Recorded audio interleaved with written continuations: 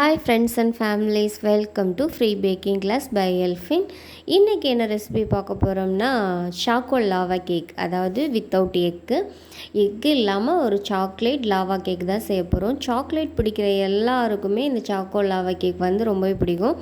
Packing தெரியாதவங்க கூட இதை ஈஸியாக பண்ணிடலாம். நான் கொடுத்துருக்க மெஷர்மெண்ட் படி நீங்கள் கரெக்டாக பண்ணிங்கன்னா கண்டிப்பாக இந்த மாதிரி ஒரு பர்ஃபெக்டான லாவா கேக் உங்களாலையும் செய்ய முடியும். இது பேக்கரியில் வாங்குகிற அதே டேஸ்ட்டில் இருக்கும், எந்த ஒரு வித மாற்றமும் இருக்காது. மெஷர்மெண்ட் எல்லாமே வீடியோவோட எண்டில் கொடுத்துருக்கோம், தேவைப்படுறவங்க செக் பண்ணிக்கோங்க. வீடியோவை முழுசாக ஸ்கிப் பண்ணாமல் பாருங்கள், அப்போ தான் உங்களுக்கு இது தெளிவாக புரியும். எங்களுடைய தகவல் உங்களுக்கு பிடிச்சிருந்துச்சுன்னா எங்களுடைய சேனலை லைக் பண்ணுங்கள், ஷேர் பண்ணுங்கள், அண்ட் கமெண்ட் பண்ணுங்கள், சப்ஸ்கிரைப் பண்ணுங்கள். நீங்கள் ஃப்ரீயாகவே பேக்கிங் கற்றுக்கணுமா? அதுக்கு தேவையான அனைத்து வீடியோக்களும் இன்ஃபர்மேஷனுமே நாங்கள் எங்கள் சேனலில் ஃப்ரீயாகவே ப்ரொவைட் பண்ணுறோம். தேவைப்படுறவங்க சேனலை சப்ஸ்கிரைப் பண்ணி நீங்களும் ஒரு ஹோம் பேக்கராக கற்றுக்கலாம். Thank you for all. வாங்க வீடியோக்குள்ளே போகலாம். ஓடிஜியில் டைமரை 10 நிமிஷத்துக்கு ஆன் பண்ணிக்கோங்க. ராடு டாப் அண்ட் பாட்டம் ராடாக ஆன் பண்ணிக்கோங்க. அது கூடவே நம்ம எப்போதுமே கேக் பேக் பண்ணுறதுக்கு 180 டிகிரி செல்சியஸில் தான் ஆன் பண்ணுவோம். ஆனால் இந்த கேக் லாவா கேக் செய்கிறதுக்கு அதிகமான சூட்டில் குறைவான நேரத்தில் பேக் பண்ணி எடுக்கணும். அப்போ தான் அந்த சாக்லேட் லாவா கேக் பர்ஃபெக்டாக வரும்.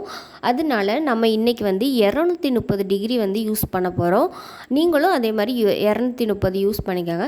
சப்போஸ் நீங்கள் குக்கரில் பேக் பண்ணுறீங்க, இல்லை பாத்திரத்தில் பேக் பண்ணுறீங்கன்னா நம்ம கேக் பேக் பண்ணுறதுக்கு எப்போதுமே சிம்மில் வச்சு தான் பேக் பண்ணுவோம். அப்போ சிம்மில் வைக்காமல் ஹையிலையும் வைக்காமல் ரெண்டுக்கும் நடுவில் ஆன் பண்ணிக்கோங்க. ஆன் பண்ணிவிட்டு 10 நிமிஷம் ப்ரீ ஹீட் வச்சுக்கோங்க. மேலே விசில் சேர்க்காமல் ப்ரீ ஹீட் ஆன் பண்ணிக்கோங்க. ஃபர்ஸ்ட்டு பார்த்திங்கன்னா ஒரு பாத்திரத்தில் நான் சுடு தண்ணி எடுத்திருக்கேன். அந்த சுடு தண்ணி மேலே ஒரு பவுல் வச்சுட்டு அந்த பவுலில் எதுவும் ஈரம் இல்லாமல் பார்த்துக்கோங்க. இதில் நான் 100 கிராம் டார்க் காம்பவுண்ட் சாக்லேட் எடுத்திருக்கேன். இது கூடவே நான் 50 கிராம் அன்சால்டட் பட்டர் எடுத்திருக்கேன். இந்த பட்டர் ரூம் டெம்பரேச்சரில் உள்ளது, இது சால்ட் இல்லாதது. ரெண்டாவது பார்த்திங்கன்னா இது ஃப்ரிட்ஜில் இருந்து நீங்கள் யூஸ் பண்ணுறீங்கன்னா 3 மணி நேரத்துக்கு முன்னாடியே வெளியில் எடுத்து அது நார்மல் ரூம் டெம்பரேச்சரில் வந்ததுக்கப்புறம் தான் நீங்கள் இந்த பட்டரை யூஸ் பண்ணணும். அப்படி யூஸ் பண்ணுற பட்டரில் தான் உங்களுக்கு பர்ஃபெக்டான ஒரு ரிசல்ட் வரும். இது ரெண்டையும் நம்ம டபுள் பாயில் மெத்தடில் நல்லா மெல்ட் பண்ணி எடுத்துக்கணும். சுடு தண்ணியும் அந்த பாத்திரமும் ஒட்டாமல் பார்த்துக்கோங்க. அதோட ஆவியிலே மட்டும் மெல்ட் ஆனால் ஓகே.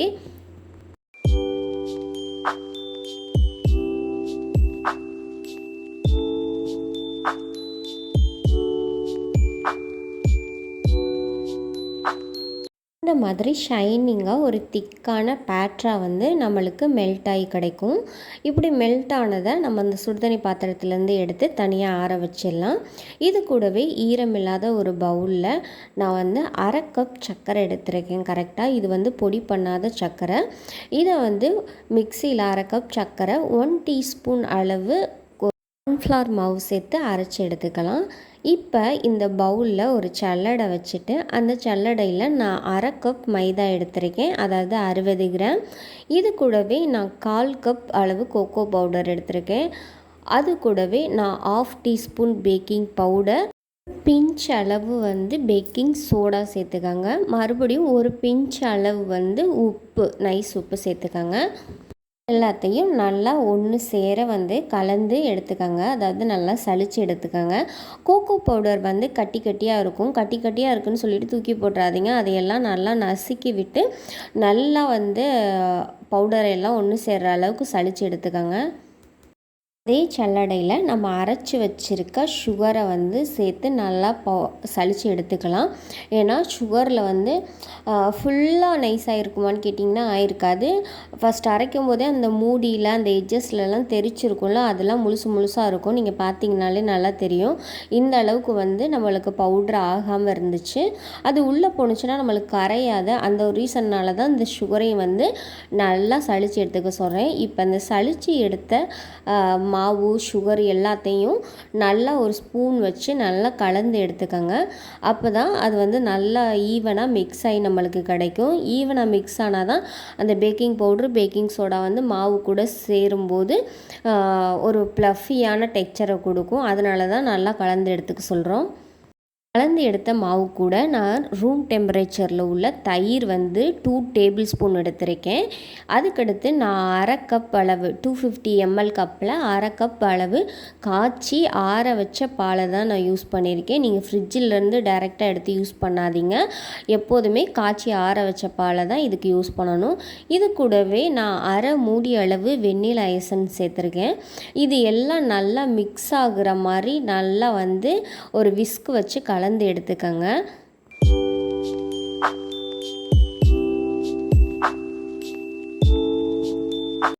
அதுக்கப்புறம் இந்த பேட்டரி எப்படி இருக்குன்னா இந்த மாதிரி தண்ணியாக லிக்விடாக தான் இருக்கும்.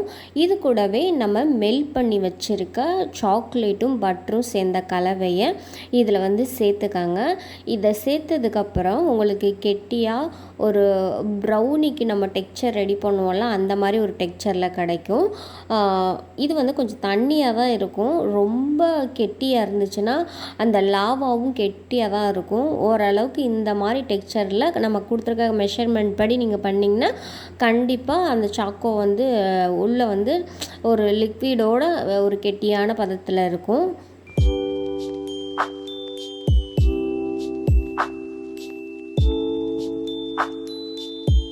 ஃபஸ்ட்டு பார்த்திங்கன்னா இதுதான் அலுமினியம் ஃபாயில் கப்பு, அதாவது லாவா கேக்கோட டின்னுன்னு சொல்லுவாங்க.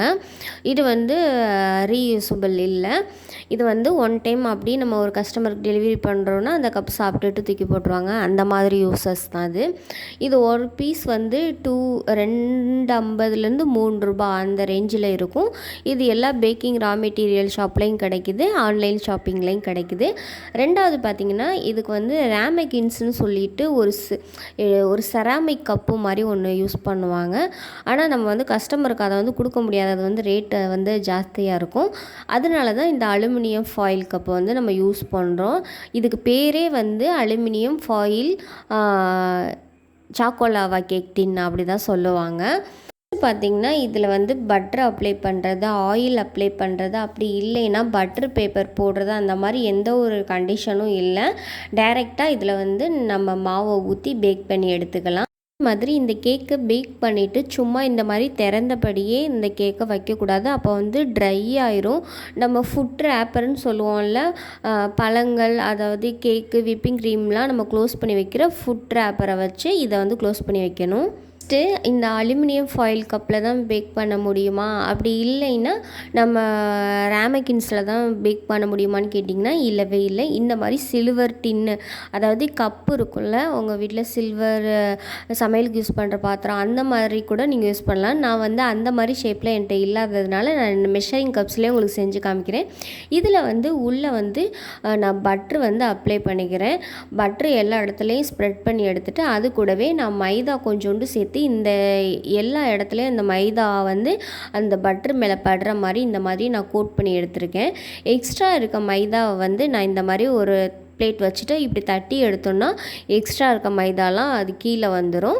இப்போ வந்து நம்ம ரெடி பண்ணி வச்சுருக்க அந்த சாக்கோ லாவா அந்த மிக்ஸை வந்து லைட்டாக கலந்துட்டு இந்த மாதிரி ஒரு கரண்டி அல்லது ஒரு ஸ்கூப்பு ஏதாவது வச்சு நீங்கள் 3/4 வாசி அளவு ஊற்றணும். ஃபுல்லாக ஊற்றிடக்கூடாது, அதே மாதிரி பாதி அளவும் ஊற்றக்கூடாது. கரெக்டாக 3/4 பங்கு அந்த அளவுக்கு ஊற்றி எடுத்துக்கோங்க. நம்ம ரெடி பண்ணது வந்து இந்த அலுமினியம் ஃபாயில் கப்பில் மேக்ஸிமம் பார்த்திங்கன்னா ஒரு 5 கப்பு இல்லைன்னா ரொம்ப கொஞ்சம் கம்மியாகவே ஊற்றுனீங்கன்னா ஒரு 6 கப்பு வரும். அந்த லெவலுக்கு தான் நம்ம வந்து மெஷர்மெண்ட் பண்ணியிருக்கோம். இப்போ நான் இதை வந்து எல்லா ட்ரேலையும் ஊற்றி எடுத்துக்கிறேன்.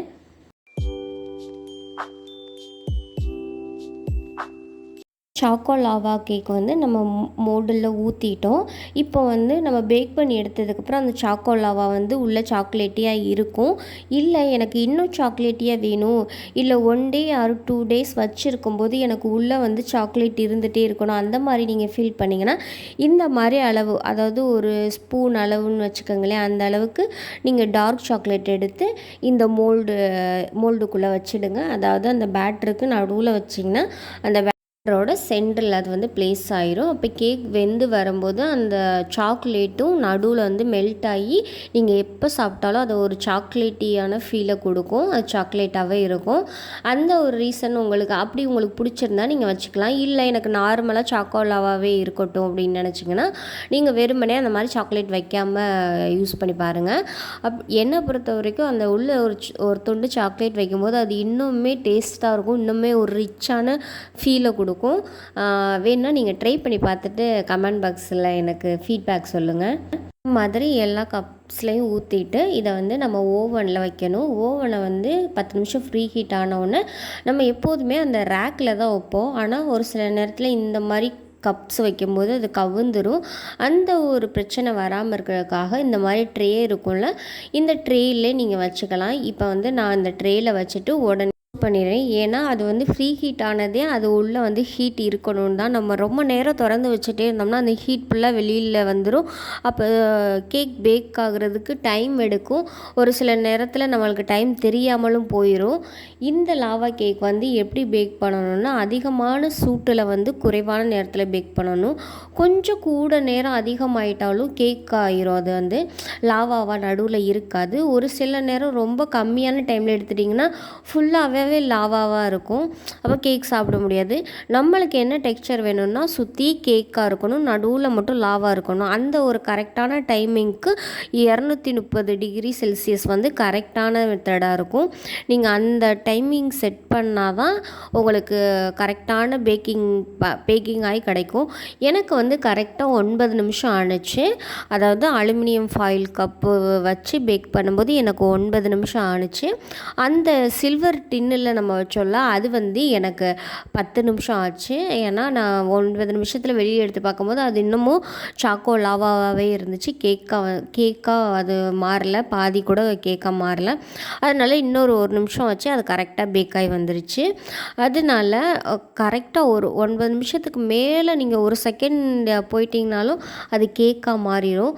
ஒருவேளை 9 செகண்டுக்கு முன்னாடி எடுத்திங்கனாலும் சாக்கோ லாவாகவே இருக்கிற மாதிரி உங்களுக்கு ஃபீல் ஆகும். அதனால கரெக்டான டெக்ஸ்சரில் வந்து பார்த்துக்கோங்க. லைட்டாக நீங்கள் அந்த ட்ரேயை ஆட்டுனீங்கன்னா சுற்றி இருக்க கேக் வந்து ஆடாது. நடுவில் இருக்க லிக்விட் மட்டும் லைட்டாக தளன்னு ஆடணும். அப்படி ஆடிச்சுன்னா மட்டும்தான் அது பர்ஃபெக்டாக இருக்குதுன்னு அர்த்தம். அப்போ தான் உள்ளே வந்து உங்களுக்கு சாக்லேட்டியாக இருக்குதுன்னு அர்த்தம். ஃபுல்லாமே ஆடிச்சுன்னா அது வந்து இன்னும் ரெடி ஆகலைன்னு அர்த்தம். அதனால் மேக்ஸிமம் ஒரு 8 to 10 நிமிஷம் அந்த டைமிங்கை நீங்கள் மெயின்டைன் பண்ணுங்கள். இதுக்கான சாக்கோ லவாஸை வந்து நான் வெளியில் எடுத்துக்கிறேன்.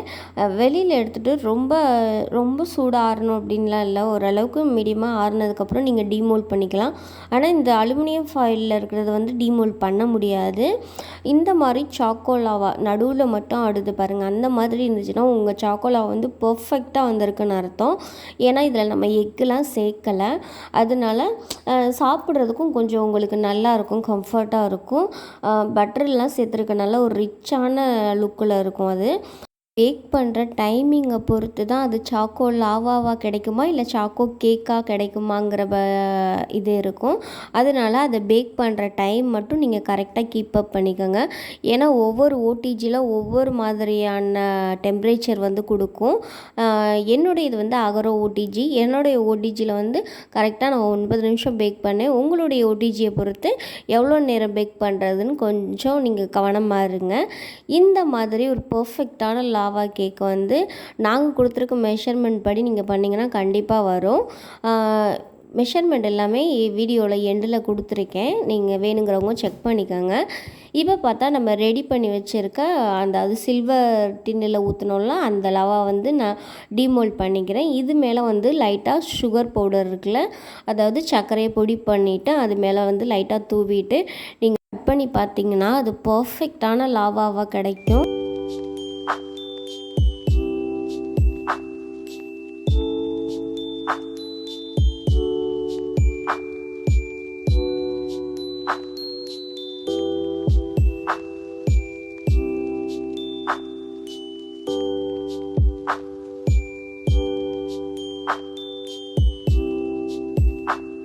இந்த கொடுத்துருக்க அளவுகளை கரெக்டாக பயன்படுத்தி நீங்கள் இந்த சாக்கோ லாவா கேக் செஞ்சிங்கன்னா கண்டிப்பாக பர்ஃபெக்டாக வரும். நீங்கள் ட்ரை பண்ணி பார்த்துட்டு உங்களுடைய ஃபீட்பேக்கை எங்கள் கமெண்டில் சொல்லுங்கள்.